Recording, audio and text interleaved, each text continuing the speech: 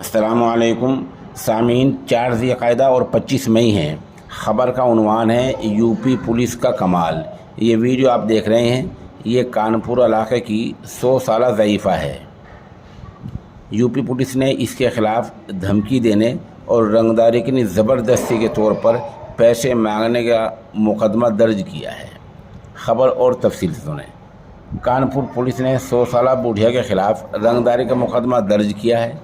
इल्ज़ाम यह है कि इस बुढ़िया ने रंगदारी के तौर पर पैसे मांगे हैं।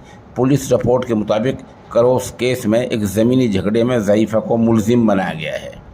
कानपुर इलाके की मिर्ज़ापुर नई बस्ती की रहने वाली चंद्रकली को जब इस मामले का पता चला तो उसने घर वालों के साथ पुलिस कमिश्नर से मुलाकात की।